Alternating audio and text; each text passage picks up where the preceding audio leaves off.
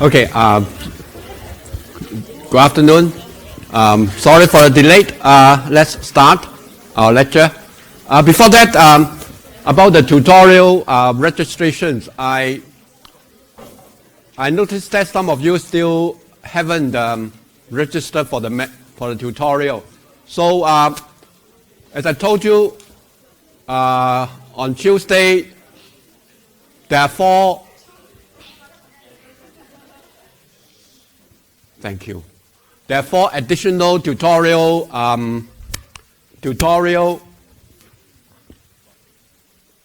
group add to the existing 10. All right. These are the time slots.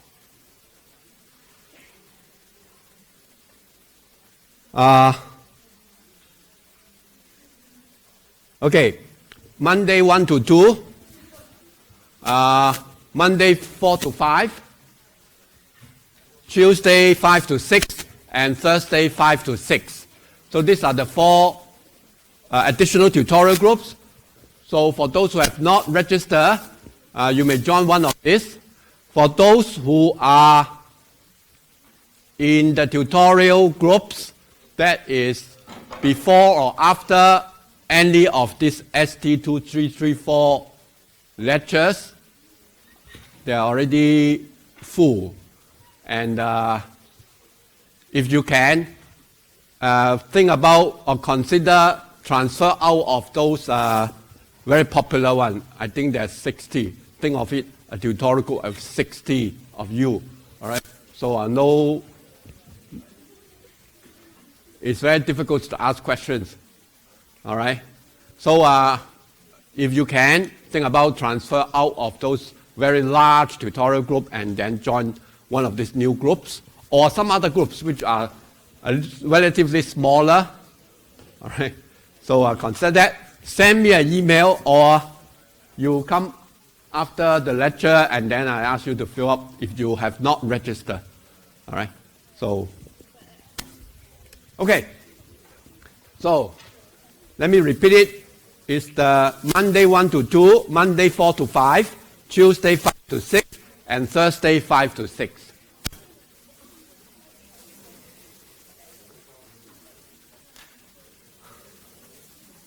Okay, so now let's begin our journey for really compute the probability.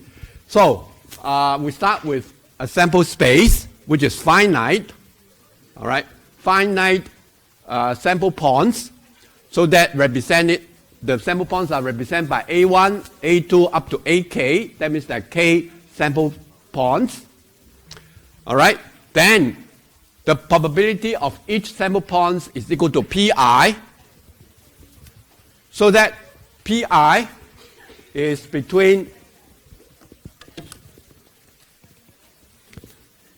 this number must be between 0 and 1, and add up all this P1 up to Pk has to be 1. Why? Why has to be 1? Because I said so? No, because this is the sample points. All right. Sample points are supposed to be mutually exclusive. All right. And the union of all these mutually exclusive events or all these sample points supposed equal to the sample space. And the sample space should have a probability equal to 1. Okay, this comes from the probability of the sample space equal to 1. Oh. So,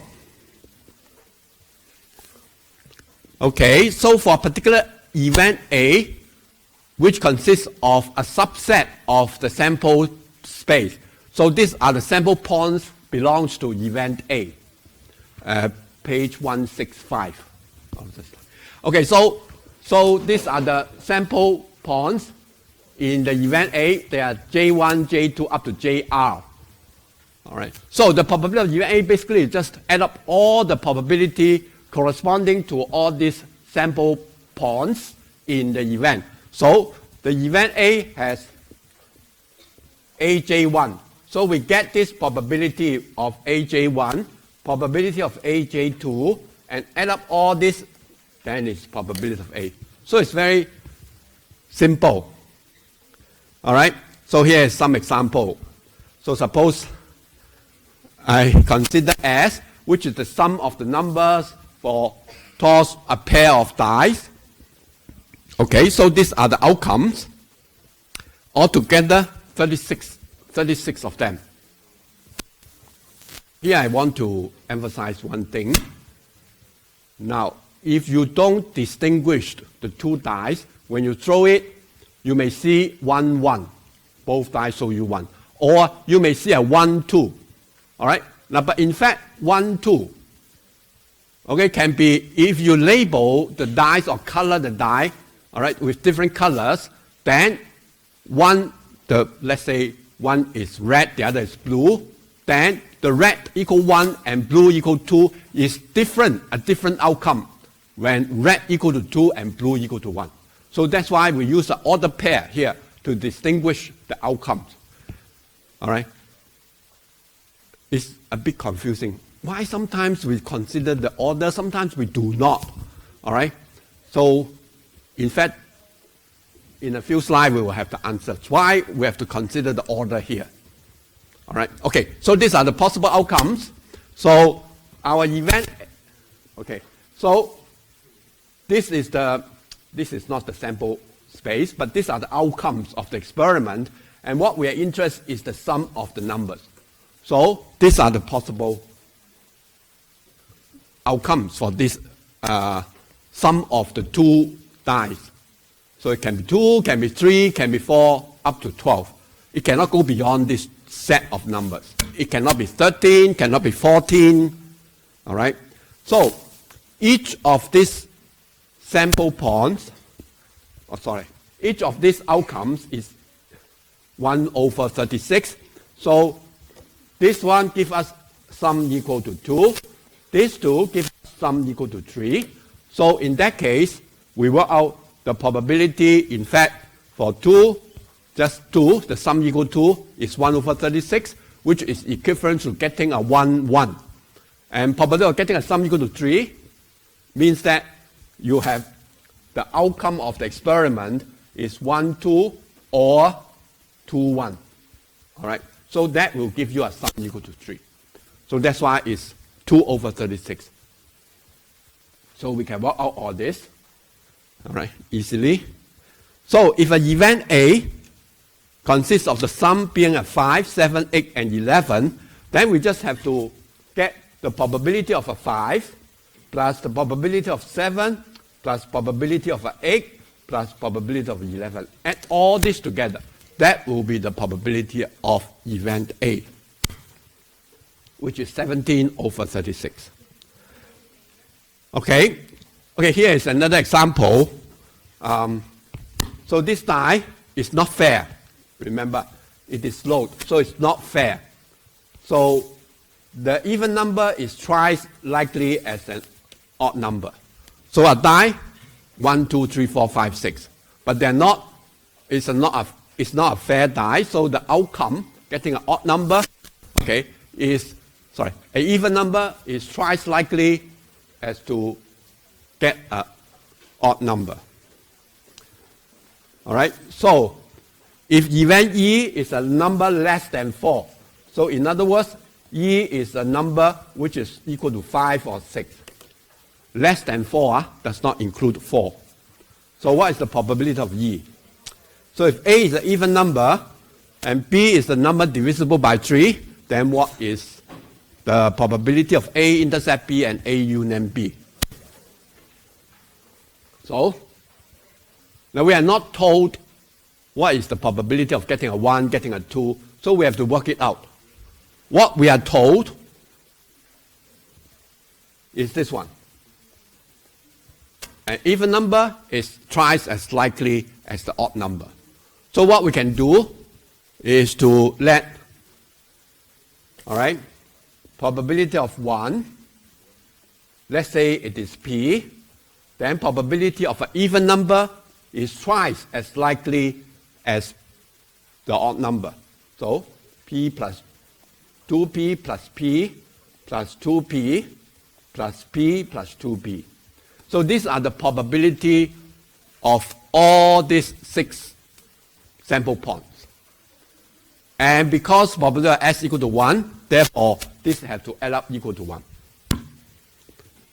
So then we can solve for P. So P is equal to 1/9. So in other words, the chance of getting an odd number for this loaded die is 1/9, while getting an even number, it is 2/9. All right, so, okay, sorry, I think I read it wrong. Sorry, less than 4, not more than 4. Erase it, all right? So it's 1, 2, and 3. All right, it's less than 4. Hey, no one informed me that I make a mistake here. Huh? Less than 4, not including 4. So it's 1, 2, and 3. All right, so we just collect the probability of getting a 1, which is 1/9, probability of getting a 2, which is 2/9, and the probability of getting a 3, which is 1/9. Adding them together, we got the answer. How about 2, 4, 6, and B is 3 and 6? All right, so this one I leave it to you. Oh, okay. Here, my approach, for example, this one, I work out what is A union B. It consists of all these elements, 2, 3, 4, 6. And A intercept B is 6, all right? So I just add up all these probabilities. So it's equal to 2/9 and 7/9 for union. By the way,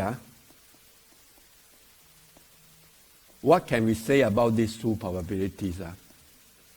For any 2 events A and B, what can we say about these 2 probabilities? Are they equal? Not equal? If not equal, can one bigger than the others? Is it always bigger than the others? So, because this is a subset of this one, therefore, this is always true. Right? Of course, the next question is, can it equal? Is it possible that the 2 probabilities are equal? Yes. Can A intercept B equal A union B? Can. They are equal. A equal to B. So the intersection equal to one of them. The union also equal to one of them. So of course they're equal. Okay. So alternatively, we can use this relationship, all right, or property of the probabilities to get the probability of A union B. Thus, you have to know that this is always true, all right? So if you know 3 of them, the only one that you don't know, you can solve this. I mean, if your quantity or your question is one of this, while you know the rest of the probability, you can use this to solve it. So here, we're supposed to know what is probability A, probability B, and also probability A intercept B. So we can use this formula to calculate probability of A union B. On the other hand, if you know this probability, you know this probability, and you know this probability, you can also calculate the probability of B using this equation. All right?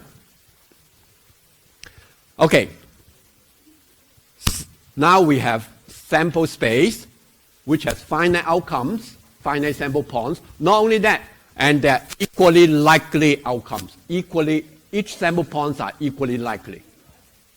Now this is very important. Because once we know that the sample points or the outcomes are equally likely, then we just have to count a particular event, how many sample points are there. Once we know how many sample points are there, then we can calculate the probability easily. All right.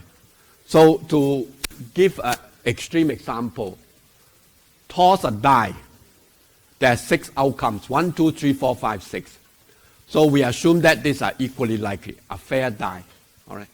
But if I define the outcome as whether it is a number greater than 4, that means 5 and 6.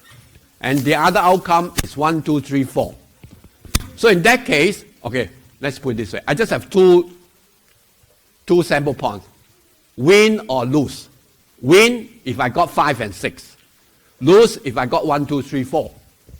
Now in that case, I have 2 events, 2 sample points. One is win, the other is lose. Are they equally likely? No. So in that case, I cannot just count the sample points because they're not equally likely for these 2 events. So what I'm going to do is to check for this event win corresponding to some sample space or outcomes which are equally likely. So win means 5 and 6. And 5, the chance getting a 5 and chance getting a 6 are equally likely. Not just 5 and 6. In fact, apply to 1, 2, 3, 4 as well. So by doing so, we can calculate the probability of winning. All right? Yeah. So if this one do not impress you, there was a movie, Singapore movie, Jack Neo and Mark Lee, I think. One of the scenes is that Mark Lee say, okay, I go to buy 4D tickets, and there are only 2 outcomes. Either I win or I lose. Equally likely, right? But we know that it's not equally likely. You buy a 4D with only one 4-digit number. And the chance that you lose is almost 99,999 over 10,000. So it's not equally likely event. Winning and losing is not. But the numbers, the 4D numbers that appear, no matter what number you buy, is supposed to be equally likely to occur. So that one is equally likely. So it's very important when you look at a question or try to solve a problem, find the probability, you must know what are the equally likely outcomes. If they're not equally likely, then you waste effort. If they're equally likely, then the next step is do the counting. Count how many sample points are there, or how many outcomes that favor to a particular event. All right, so this is what we do. If you have k sample points that are equally likely, all right, then each one should be the same. So therefore, each one will be 1 over k. 1 over k if there are k sample points. All right? So, so then the probability of A is just equal to the number of sample points in event A over the number of sample points of the sample space. All right? So just do counting. 2, counting. 1, to count how many possible, or what are the number of possible outcomes. That is the sample space. Then count how many sample points favor to event A. Then take the ratio. That is the probability. Okay, so for example, toss a fair coin. There are 2 outcomes, head and tail. Equally likely, so there are 2 outcomes equally likely, so each one is 1/2. Then toss a fair die. If event A is 5 and 6, all right, then the number of equally likely outcomes for A is 2, 5 and 6. And the sample space, how many sample points are there? 1, 2, 3, 4, 5, 6. So it's 2 over 6. All right. So how about if it's a biased coin? Then this is not equally likely.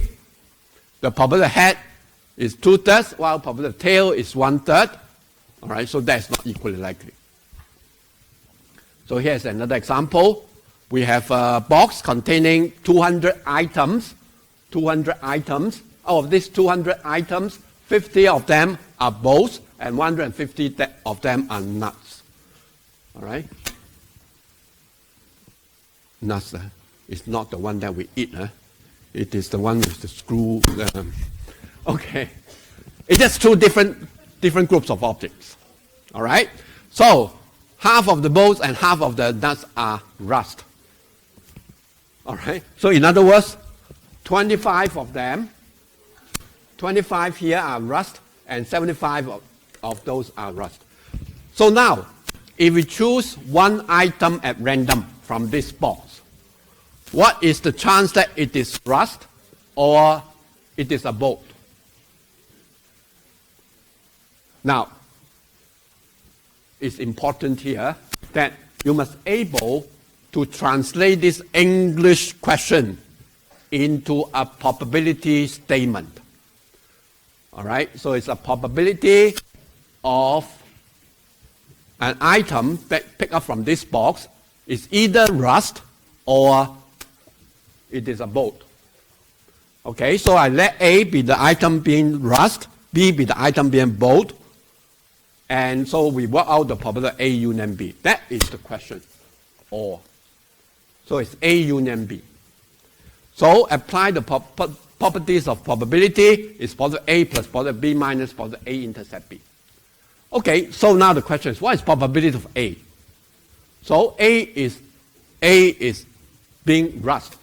Half of the items are rust. So that means out of 200 of them, 100 of them are rust. So it's 100 over 200. 100 items are rust. This is the total number of items in the box. B, 50 over 500. And how about A intercept B? So in this box, how many items are rust and also being bolt? So it's 25 of them out of 200. So I have to minus this 25 over 200. So the answer is 5x. 5x.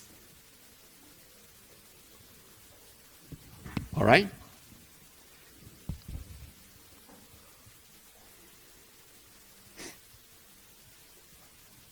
So if we roll 2 dice, what is the chance that getting the sum equal to 8? So A is the event that the sum equal to 8, and these are the events, or the sample points that give you the sum equal to 8. It can be the first die being a 2, second die being a 6, or the first die being a 6 and the second die being a 2. So add up equal to 8. So these are the outcomes or sample points that lead to the sum equal to 8. So you can see why I need an order pair. All right? Because I identify the die 1 and die 2, they may have a different outcomes. But if you ignore which die that you are looking at, then the outcome seems to be the same. But then in that case, they're not equally likely. Think of it. Getting 2 1s, is it the same as getting one of the die is 1, the other is 2? It's not the same. Because getting a 1, 2 outcome, it can be the first die at 1, the second die at 2, or the first die being a 2, and then the second one being a 1. So these are more likely than just 1, 1. Why? Because we have to take the order into consideration. So remember that. So these are the outcomes. So the answer is 5 over 36. All right. So it does not equal to the sum. Let's say the sum is 2, 3, 4, up to 12. These are the sum. But these outcomes are not equally likely. All right. The chance of getting a 2 is not the same as chance getting a sum equal to 3 or the sum equal to 4.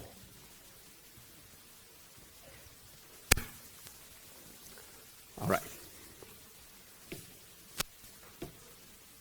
Okay, so we have choose 2 balls randomly from an urn containing 11 balls. 6 of them are white and 5 of them are black. So what we are supposed to find out is what's the chance that one of the drawn ball is white and the other is black. All right? Now, it does not mean that the first one must be a right. ball and the second one is a black ball. It just take two balls. And then one of them is white, the other is black. All right? So now, we are going to do the following. We don't care about, we will take the two balls at one shot. That's one we can do. I mean, one approach that we can do it. The second approach is do it one by one. I take one ball out, right? And then after that, I take from the remaining balls, I select the second ball. So these two approaches should give you the same answer. So you have to know the difference. One is to just take two balls out of the The other one is take one and then followed by the second one. Okay. Now, so if I choose two balls out of this which has 11 balls inside. So how many ways can I choose two balls? Provided that I list out the balls. 1, 2, 3, 4, 5, 6 are the white balls. And then 7 up to 11 are the black balls. So I select two of them. How many ways can I do it? So this one is a combination. I just divide. I have these 11 balls. I take two balls. All right. So how many ways I select it? It is to choose two items. All right. Choose two items from this 11. So it is like that. This is the number of sample points. Okay. So now what I want is one white and one black. So now I look at it like this. So now I divide these 11 balls into two parts. One is 6, the other is 5. 6 white ball and 5 black balls. Select one from this 6 and select one from this 5. So the number of possible ways is this one. All right. I don't consider any order. I just grab the two balls, but I divide this into two parts. It looks as if I take one from these 6 balls and take one from these 5 black balls. So how many ways can I get it? So that's the answer. So the probability will be just the sum. I mean, just the ratio. So it's 30 over 55. All right? Make sure these two add up equal to 11. These two are referring to the number of items that you choose. So it specified it is 2. Okay? The numerator is to meet the event specification, which means that one black ball and one white ball. So we have to take one from the 6 white balls.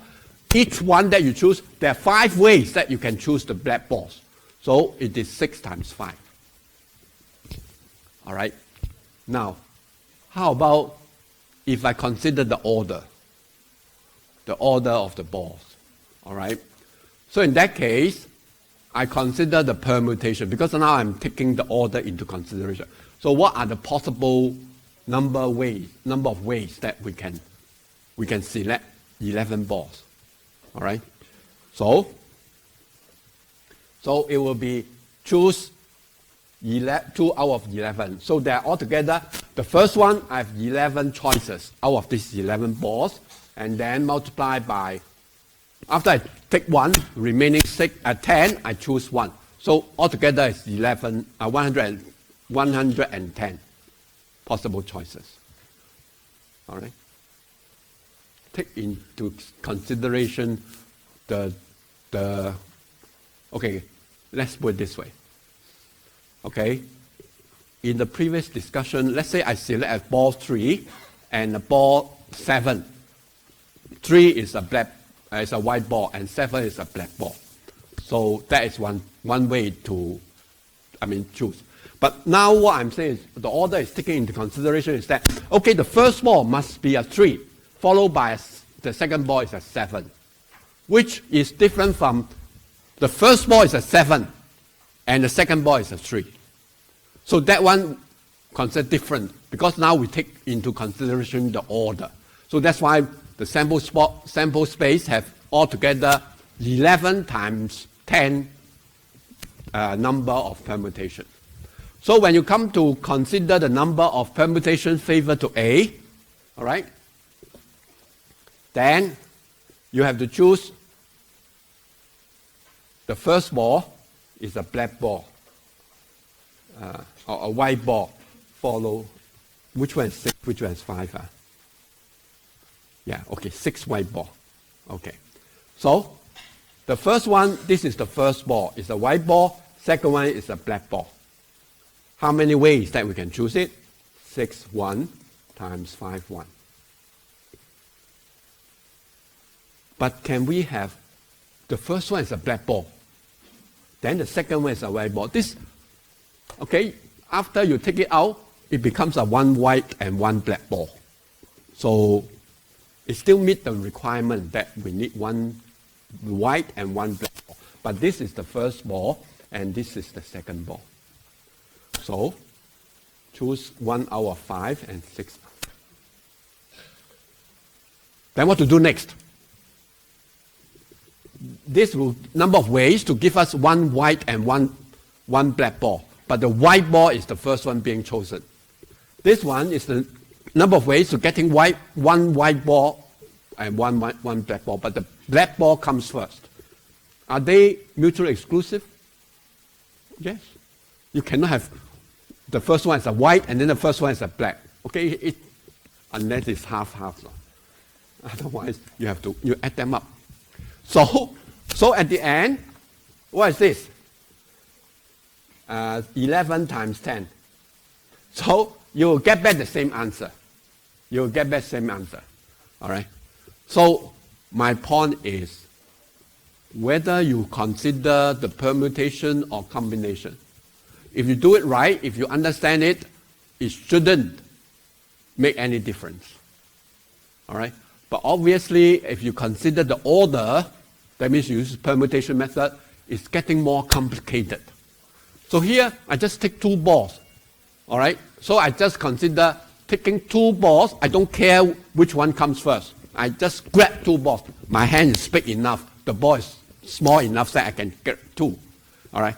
Of course, if it is a football or basketball, I may not able to grab 2 at one shot. I may need to take 1 by 1. All right? But we assume that we take the 2 balls at 1 shot. So we don't care about the order. So to make the computation easy. Okay. I think I skipped this one. You can work it out. I have to emphasize that. Okay. I think we want to select 5 cards from a deck of cards. It seems like it's shouting. Okay. So we select 5 cards from a deck of cards. All right? And I want to have 2 aces and 3 jacks. So in other words, what I'm going to do is to divide this set of cards, this deck of cards, into ace, jacks. But that's not all, because you still have other not ace, not jack cards. So these are the other cards. In order to meet these requirements, I have to choose 2 out of this set of 4 aces. I have to select 3 jacks out of these 4 jacks. Then how many do I select from the rest? 0. All right? So therefore, this is the probability. This is to select 5 out of 52. This is the possible number of hands of 5 cards out of a deck of 52 cards. And then this is the number of cards that, a number of ways that you can, number of hands that you can have with 2 aces and 3 jacks. All right? So make sure that this, compare it with this number. Make sure that these numbers add up to 52 and these numbers add up to 5. All right? So it's very clear. We divide this 52 card into 3 groups: ace, jacks, and some others. All right, others, the rest. All right, but we don't choose any parts from the rest group. So this is the answer. All right, I think I skipped this one. Example 7. 8. Yeah, okay. So, yeah, this professor, not me, have a list of 10 topics, 5 of which will appear in the test. All right. So, a student has enough time to prepare only 7 of them. I hope you are not one of them. You prepare all 7 topics. All right, so if the professor chooses 5 topics at random, so then what is the probability that the students will be prepared for all the 5 topics? All right. Okay. And what is the probability that the students prepare less than 3 topics? And exactly 4 topics. All right. So we have 10 questions. All right. Now, so the professors select randomly 5 questions. So in other words, we have a pool of 10 items. We try to pick 5 items. How many ways that we can select these 5 items, 5 questions from a pool of 10 questions? So this is the probability, sorry, this is the sample number of possible sample points. Choose 5 out of 10. So this is the number. All right? Okay, then how about A? A is the students prepare all these 5 topics. Now what we are going to do, remember the sample space have 10 questions. 10 questions. All right? So this is 10, and we take out 5. So this is the number of ways to get 5 out of 10. So now, question part A, we look at this event, which is 5 topics in the test. They are all prepared. All prepared by the student. So we have to divide this into 2 groups. What 2 groups? Of course, from the student point of view, these are the topics that I prepare. These are the topics I have not prepared. Then, you want 5 out of this 7 and 0 out of these 3. Then I will get all the questions prepared. All right? So, in other words, I have to choose 5 out of 7 and choose 0 from the 3 not prepared group. All right? So the answer is 112. So not bad, huh? Or very bad, huh? You prepared 7 out of 10 topics. And if the professor select randomly, you able to answer all the questions is 1/12. But this is to answer all correct. Huh? So basically, if you want to pass, answer 3, getting 3 prepared, then you may get a pass, right? Got 60 marks, 3 out of 5. So it's not that bad. It simply reflects that if you study only a part of the topics, then the chance getting an A is less than 10%. So the moral of the story is to work hard, study all the 10 topics. All right, don't give up any.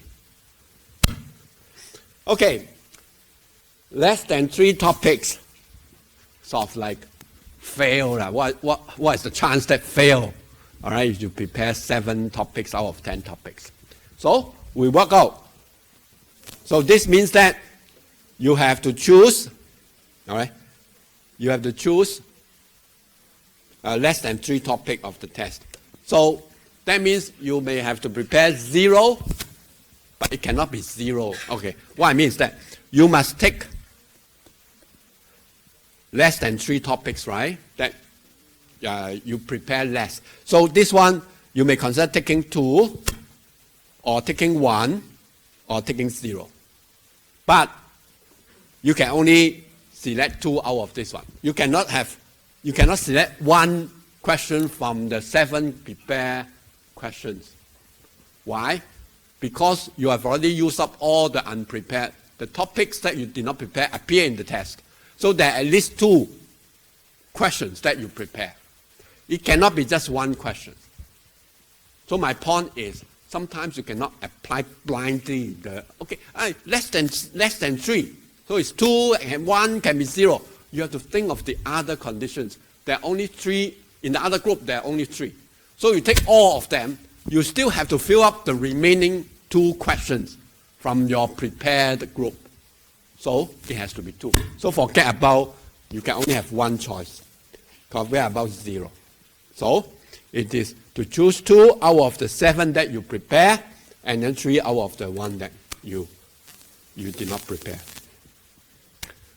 So it's not that bad. So the answer is 112 again. So that means even if you prepare 7 out of 10, then you're still able to pass with chance 11 over 12. Right? Fail only 1 over 12.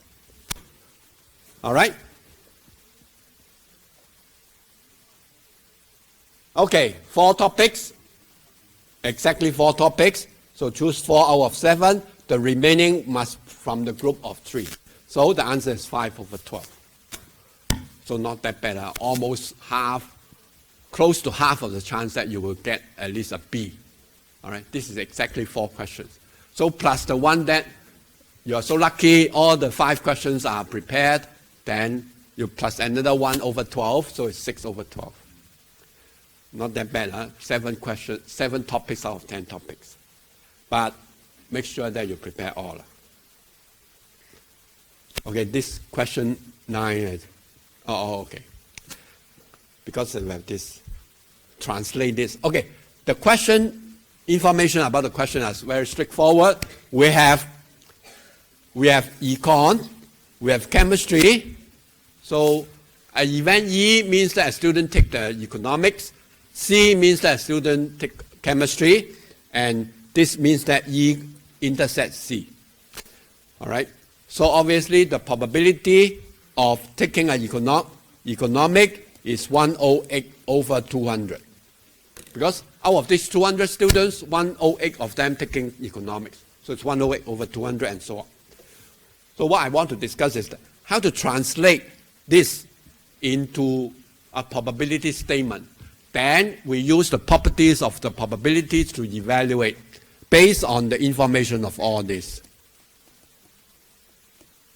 Okay, so the first one is probability of E union C, economic union C. So does not take neither of these subjects. So what does it mean? So does not take neither of these subjects. So to translate it, it means that you are taking, okay, the student do not take any of these 2. So it has to be the union, this part. What does this part mean?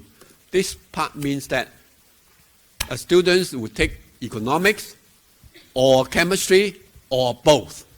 So the complement of it means that the students do not take economics and do not take chemistry. All right. So that's what it means. And you have to get used to this notation. So E union C means that the students take at least one of the economics and chemistry or both. So the complement of E union C means that the students will not take any of these 2 subjects. All right. So in fact, what it means is that the students do not take economics, and the students do not take chemistry. And so this is the same as this one. All right. But of course, we try not to work on this one because it's harder. But work on probability of E union C will be easier, and then we just subtract it from 1. So the answer is 0.12. All right? Any problems?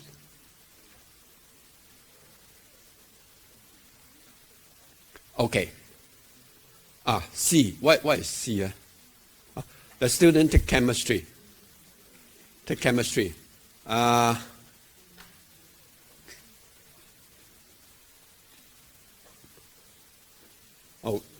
What is the question? C. Okay. Take chemistry, but not economics. But, English word but, that means something like an and, but negative. So this one, take chemistry, but not economics at the same time. This is what it means. All right. I translate into a probability statement. So this means that a student take chemistry, but not economics, which means that the student must take chemistry. At the same time, the student must not take economics. So we have to combine these two together. So it becomes E complement intersect C. All right? So here we use this. This is a very common technique that we use. Basically, the idea is, okay, I decompose the C into two parts. One is the C common to E, one part is those belong to C but not belong to E. And the other one is those belong to C but also belong to E. So in other words, what we are doing is that like this. You can think of it like this. All right? So the C consists of this part, which appear only in C but not in E. So this part is C intersect E complement. Then the other part of C belongs to C at the same time belongs to E. So therefore, it is these two. So we just combine these two parts together. And these two parts are non-overlapping. That means their intersection is empty set or they're mutually exclusive events. So therefore, I can, okay, again, this one is very obvious. I don't know whether it's obvious. Okay, it's obvious because these are the elements in E complement and also in C. These are the parts, are the elements, are the sample points that belong to E and C. But these two will not have any, you cannot have any sample points belong to E and E complement at the same time. So therefore it's empty set. So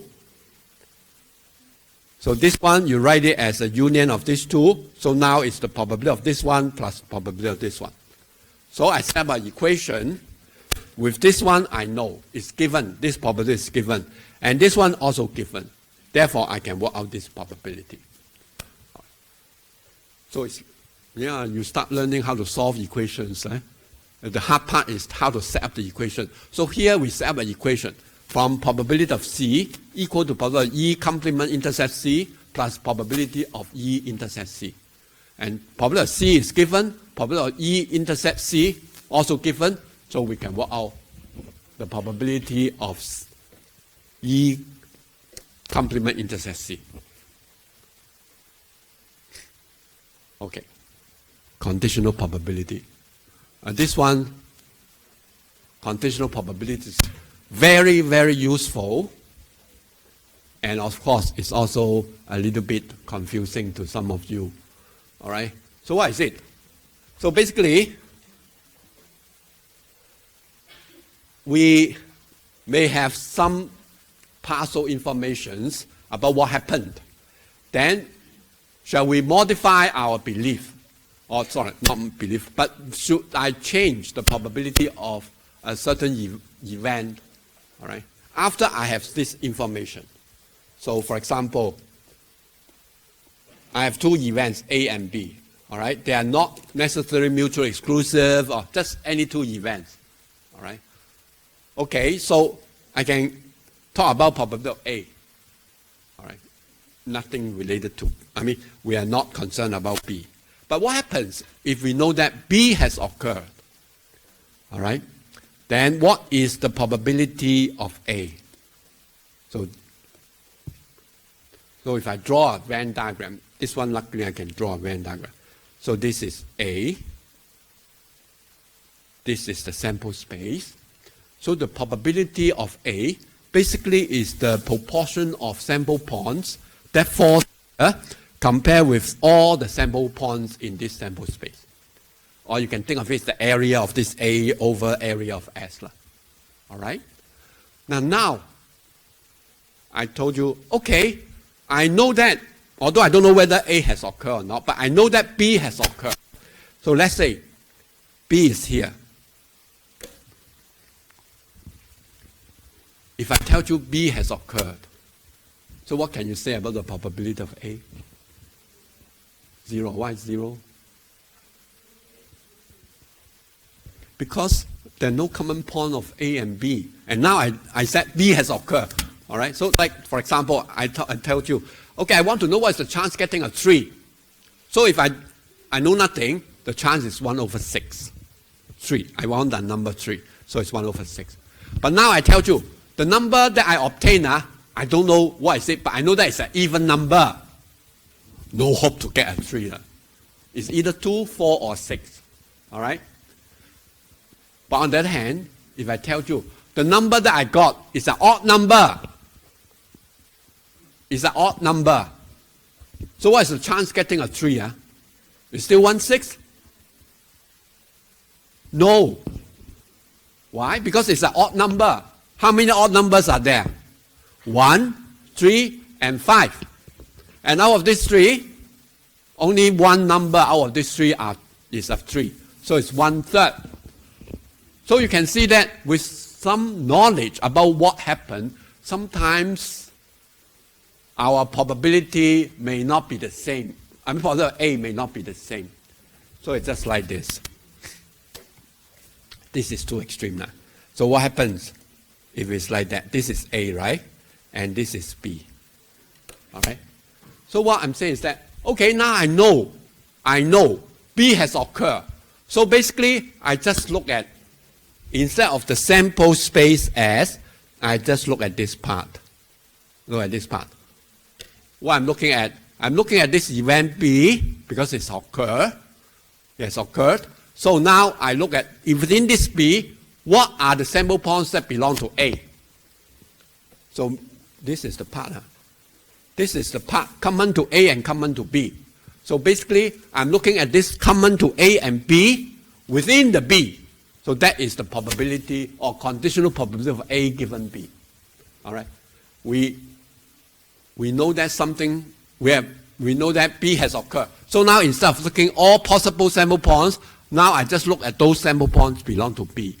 Look at those sample points belong to B, at the same time find out what are the points that belong to A as well. That means belong to A and B at the same time. And then the probability of A given B will be the ratio of these two. So here is the, okay, this is an example. But let me show you the definition first. Oh, this is the definition. Not definition, but this is a way to calculate the conditional probability. So let me write this side by side. Probability of A is equal to the number of A's. This is the number of sample points in A over number of sample points in S. But if we know that B has occurred, then we look at the number of sample points in B, and then as a denominator, and the numerator is the number of sample points that belong to A and B at the same time. So if I divide this by number of points in S, I did not change anything. Numerator divide by the same number as the number I used to divide the denominator. So this becomes probability of A intercept B. This becomes the probability of B. So this is the definition of conditional probability. All right? But this is true only when I need one condition to use this. What is that condition?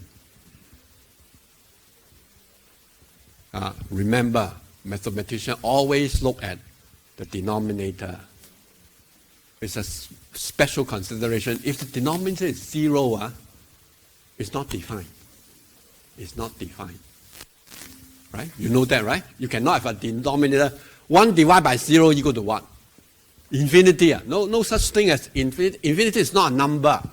Infinity is just something that represent, okay, something that a concept, all right. Infinity is not a number, so you cannot have 1 divided by 0.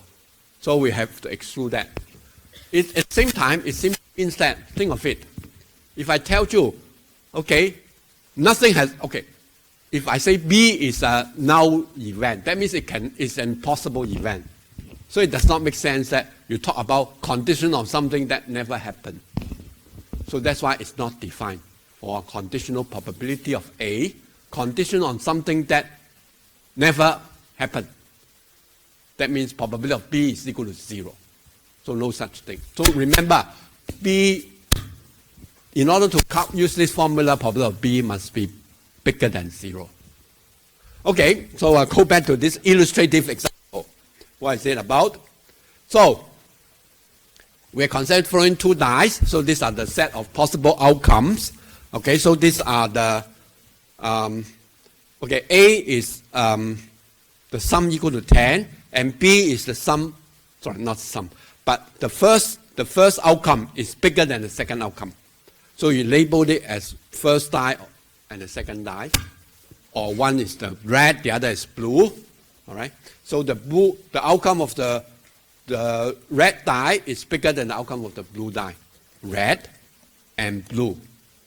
Red and blue. All right. So the first outcome is bigger than the second outcome. So we can work out easily that what is the probability of A and what is the probability of B. Now, suppose now you are told that, okay, the outcome satisfy x1 bigger than x2. That means event B has occurred. So what is the chance that the sum of these two equal to 10? So this is what we are looking at. Then instead of looking at all the sample points, now you restrict yourself to look at those with x1 bigger than x2. For example, 2, 1, 3, 1, and so on. All right? So now, among all these sample points in B, we look at those favor A. So in other words, those points or outcomes or sample points must belong to B at the same time belong to A. So that's why we look at A intercept B. A intercept B. All right? So here's the idea to get the conditional probability. Similarly, you can define probability of B given A as the ratio of probability of A intercept B divided by probability of A. So just remember, condition on this particular event, then this will appear in the denominator. All right. Because you condition on that, so you reduce sample space into the one with coincide with the event that you conditioned on. So in this example, A intercept B is 6, 4. So this number is bigger than this number. X1 is bigger than X2. At the same time, the sum equal to 10. So there are only one element that satisfies this condition, both A and B. So the probability is 1 over 15. Out of all these 15 sample points with X1 bigger than X2, there are only one point. There's only one point, one sample point. That is 6, 4. How about 4, 6? No, this is out. Why? Because it does not fall in the B. Because X1 is less than X2. All right? So, similarly, you can see that probability of B given A is equal to 1/3. So, obviously, if I ask you, are these two the same?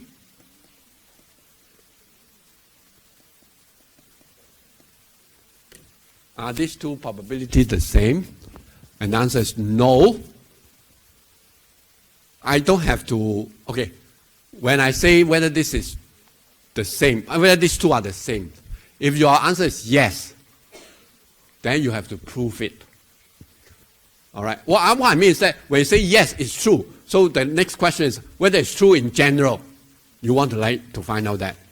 All right? But now, obviously, we find that these two are not the same for this particular example. They're not the same.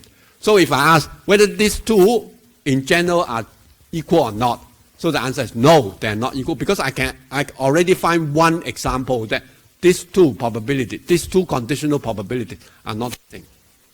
All right?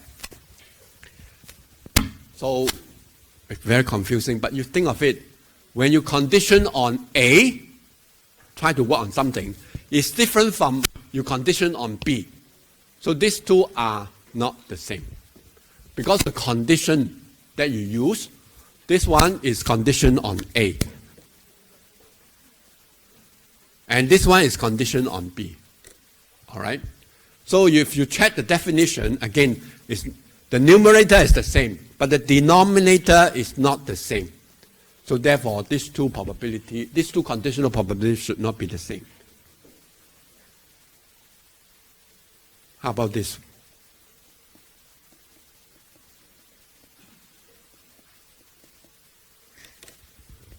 Can I say this one equal to 1 minus this?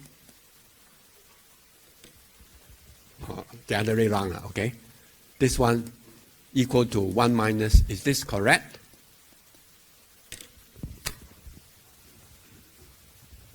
We can show that it's not correct in general. You may find some examples that it is true, but in general this is not true. Okay, first of all, because we work on different conditions. One is condition on A has occurred. The other is condition on A complement occurs. All right. So they are not the same. And if you want to prove it, again, it's not too difficult. You see that the intersection, this is equal to probability of A complement intercept B divided by probability of A complement. This one is equal to probability of A intercept B divided by probability of A, 1 minus it. So, no matter what you do, you can find a counterexample to show that this one does not equal to this one. All right. The denominator is not the same, at least. Okay, then how about this one? You see, I'd like to confuse you.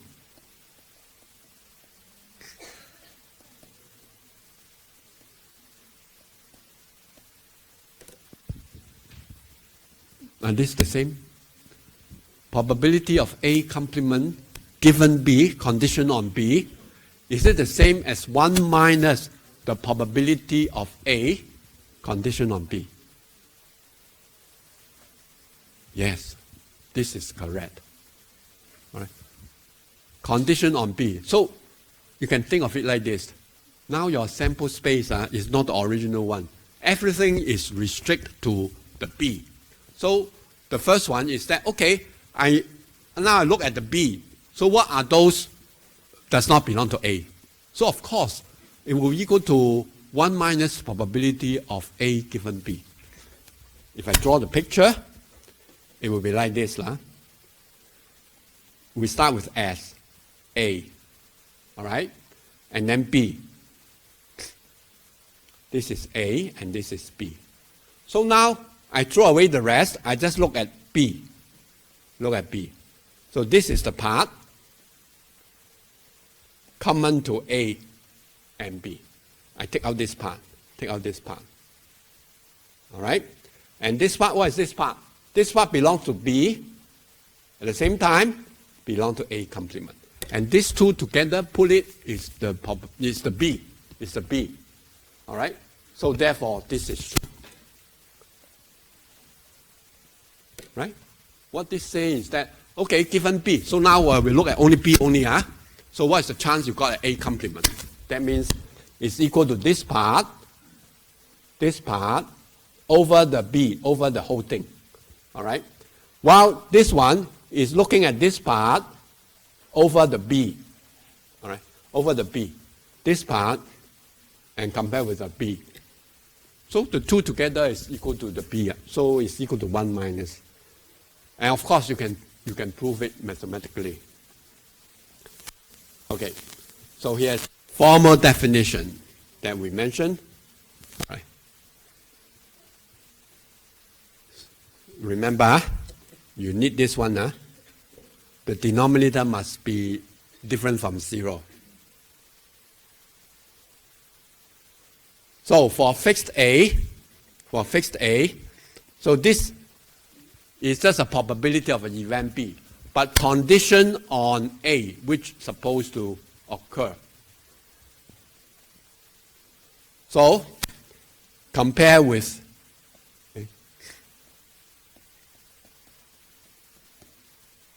0. Compare with S. All right? Compare with, It basically is just like what we did in the axioms, but this time we restrict our sample space. Instead of S, we condition on A. So we just copy everything. So instead of probability of B, we look at probability of B condition on A. So this has to be between 0 and 1. Not only that, the probability of S given B, or given A, sorry, in this case A, is also equal to 1. Think of it, if I told you I toss a die, all right, and I know that it's an even number. So what is the chance that you got 1, 2, 3, 4, 5, 6? I mean, any one of these 1, 2, 3, 4, 5, 6. Of course, since even number has occurred, it is 2, 4, 6. So I know that 2, 4, 6 occur. So that's why the probability of S is still equal, given A is equal to 1. All right? Because A is a subset of S. So if probability A, we know that the A has occurred. So therefore, probability S condition on A is still equal to 1. So similarly for the third properties. So they are all equal. So long as, this holds, so long as the BIs are mutually exclusive events. All right. In particular, probability B1 union B2, condition of A is the same as probability of B1 given A plus probability of B2 given A. So long as B1, B2 are mutually exclusive. Then remember this complicated, what we call, even the name is inclusion-exclusion principle. Long formula. That one also holds for conditional probability. So you just go back to that formula. Everything you put back condition on A, condition on A. All right? So it holds. Yes? Sorry? This one? B1 union B2. Yes? What?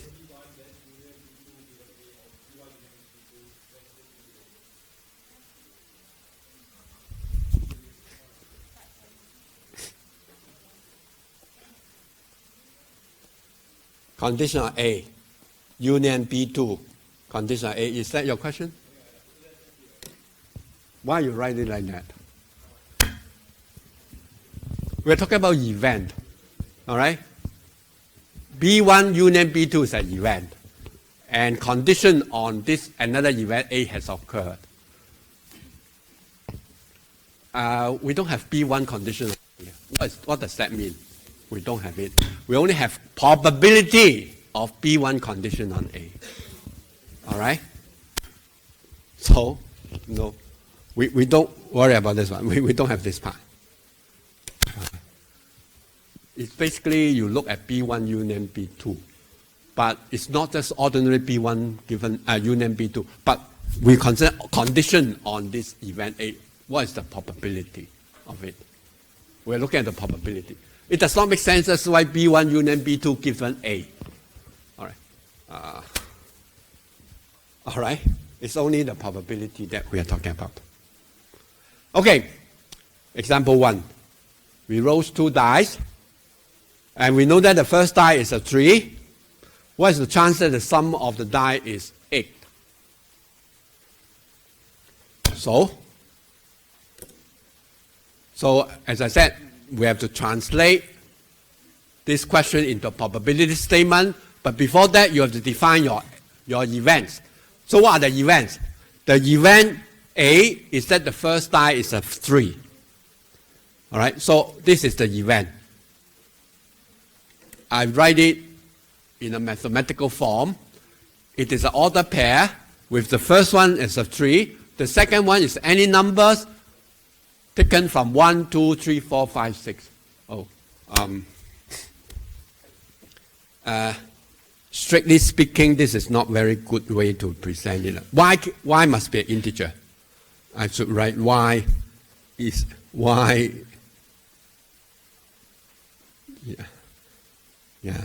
A set of integers. So that 1.5 is not what we want. I want, in fact, y must be 1, 2, 3, 4, 5, 6. These 6 numbers. All right? While B represents the sum equal to 8. So it can be 2, 6 or 6, 2, 3, 5, 5, 3, 4, 4. 4, 4 appear once. You don't have 4, 4 appear twice. Because the first die is a 4, second die is a 4. Only appear once. But you can have first die being a 2, the second die a 6, or a 6 first and then a 2. So, A intersects B, all right? This is the only one. A intercept B. So, therefore, the conditional probability is equal to the probability of A intercept B, which is 1 over 36, and probability of A there are 6 sample points, so it's 6 over 36. Right? So it's 1/6. All right?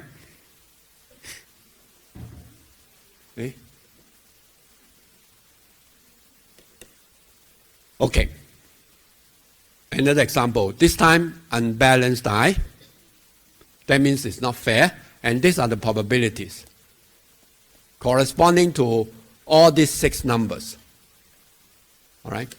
Now, before you work on it, on this problem, you must check whether these probabilities add up to 1. It should be 1. Why? Because a die has only 6 possible outcomes. So these probabilities of corresponding to these 6 possible outcomes should add up to 1. If it does not add up to 1, if they are not adding up to 1, then that means something wrong.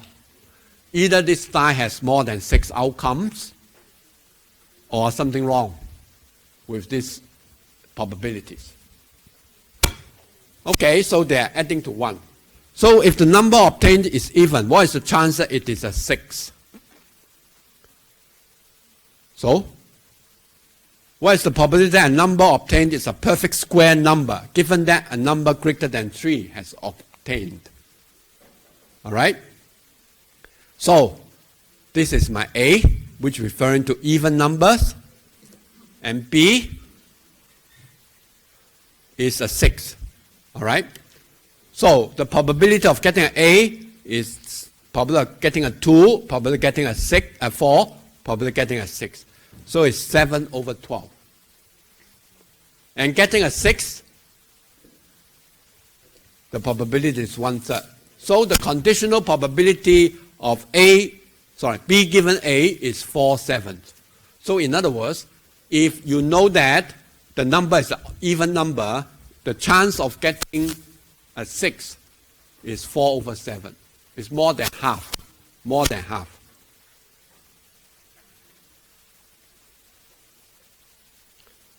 Then if C is a number greater than 3, means 4, 5, 6, and D is a perfect square number.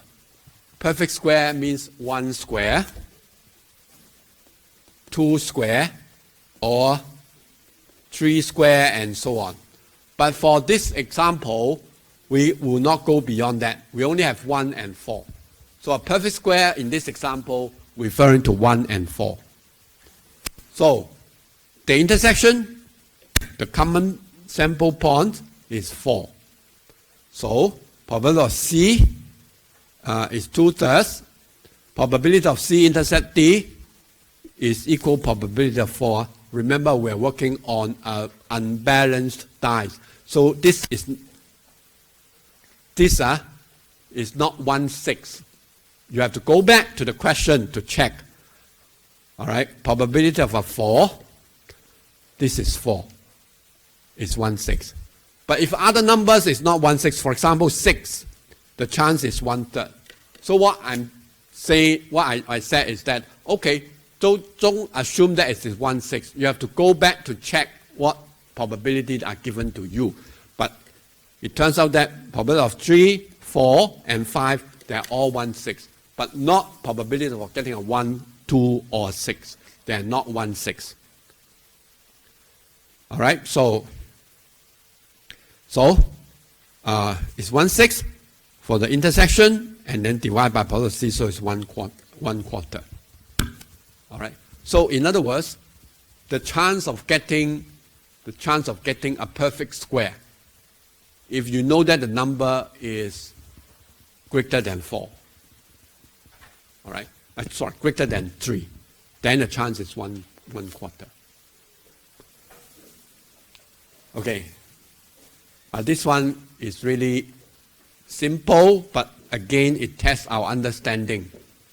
So, we have a couple has 2 children. What is the probability that both are boys? If it is known that they have at least one son. One son. That means at least one boy. They can have 2 boys, or can just have 1 boy, 1 girl.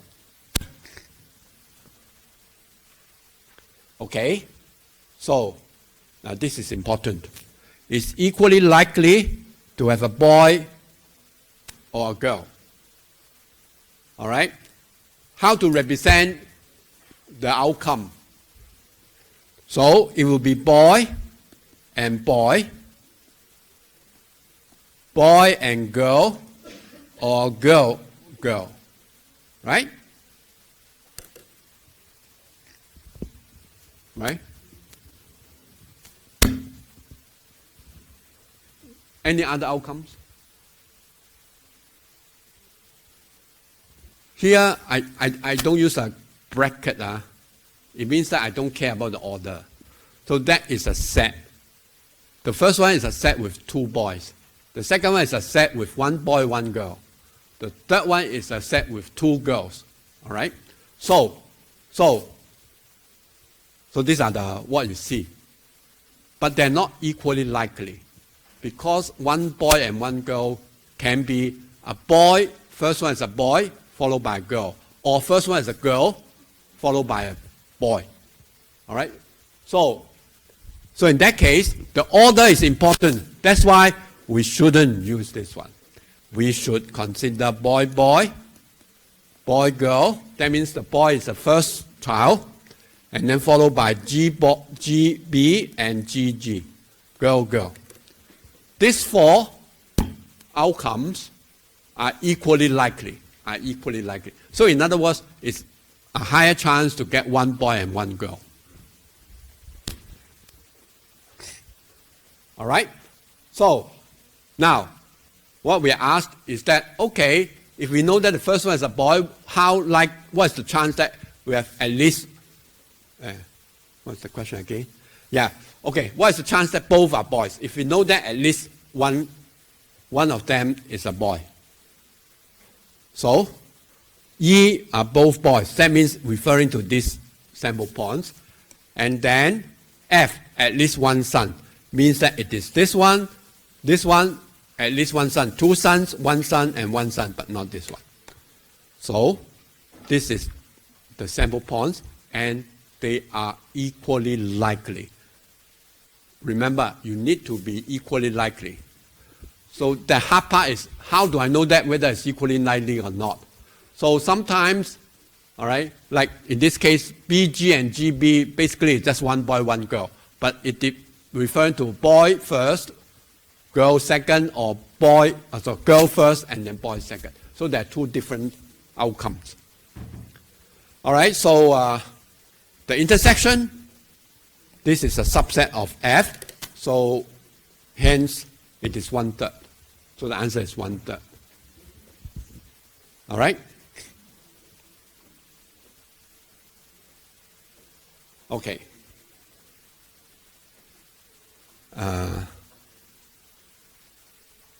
Okay, I skip example 4. Example 5. Now this example consists of 180 persons, and they put in different categories according to whether they have hypertension or no hypertension, and whether they are smoker, heavy smokers, moderate smokers, or non-smoker. So altogether there are 6 categories. So any one of the persons in this 180, a group of 180 persons must fall in one of these categories. One of these 6 categories. All right? So, what is the chance that I select one individual from this 180 who is non-smoker but also have hypertension? So, it's only this. So, it's 21 over 180. Okay. Now, for these 2 conditions, and so it's 21. But now if I ask, what is the chance that if I select one person, and this person has hypertension, all right? So what's the chance? So we ignore whether this person is a smoker, heavy smoker, moderate smoker, or non-smoker. We don't care, all right? So, in other words, we have to add up all this, and there are 87 of them out of this 180 that have hypertension. All right? Out of these 87, 21 of them are non-smokers, 36 of them are moderate smokers, and 30 of them are heavy smokers. All right? So now, if one of these individuals is selected at random, I have to stress at random, find the probability that the person experiences hypertension. And if it's experiencing hypertension, if you know that, he is a heavy smoker. For a non-smoker, what's the chance that it's a non-smoker given that the person is experiencing no hypertension? All right? So I let H and H prime represent hypertension and no hypertension respectively. So probability of hypertension is 87 over 180, and probability of no hypertension is 1 minus this number. All right? Now, so A represents a heavy smoker. So there are 49 heavy smokers among all the 180 persons. If you go back, it's just saying that, okay, we don't care whether it is hypertension or no hypertension. We look at this number, 49. That referring to heavy smoker. These 49 are heavy smoker. 19 of them are with no hypertension, while 30 of them with hypertension.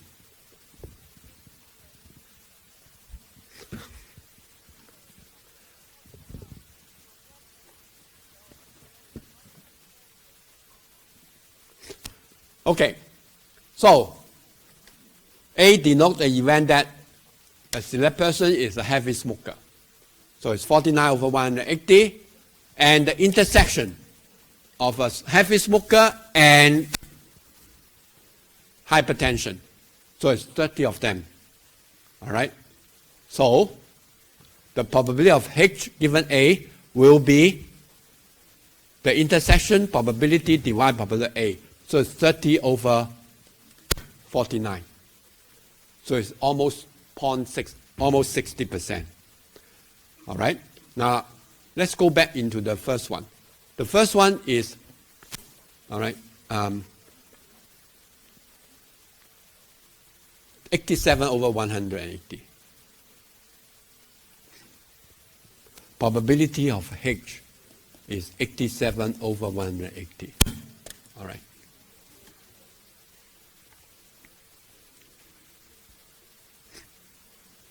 Okay, so you can see that just select one individual, the chance that it has hypertension is almost half. But if we know that this individual is a heavy smoker, then the chance that he has hypertension increase to 0.6, increase to 60%, or change to 60%. So that means this information that this individual is a heavy smoker will have a different probability of having a hypertension. All right? So So the point is, these two are not necessarily the same. They may be the same in some situations, but in general, they are not the same. This one is called conditional probability, and this one is called unconditional probability. That means we don't care whether it's a heavy smoker, moderate smoker, or non-smoker. We just know what's the chance that to have a hypertension.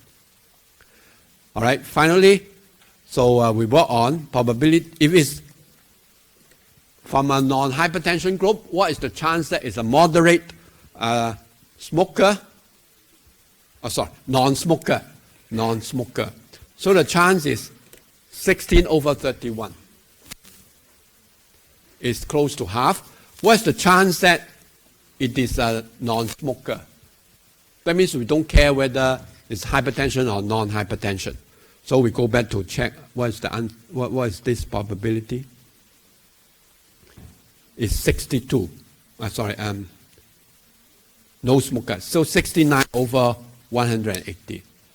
Chance of a non-smoker is 69/180. All right? 69/180. Right. So you can see that if you just select without the information whether hypertension or not, then the chance is 69/180. All right? So, but while if you know that this particular individual come from a group with no hypertension, then the chance that he's non-smoker increases to 16/31. Okay? More than half, more than 50%. This one number is less than 50%. So that means if it's not having, it's not has no hypertension, then it's likely that he is a non-smoker, than just a general population probability. Yeah. I think you can read 6 yourself. And 7. Okay, I leave 7 for next week. All right, it's a little bit interesting. Okay, so we stop here. All right. So for those who have not registered for tutorial, please let me know your choice for the one of the new additional tutorial groups. If you want to transfer, also let me know.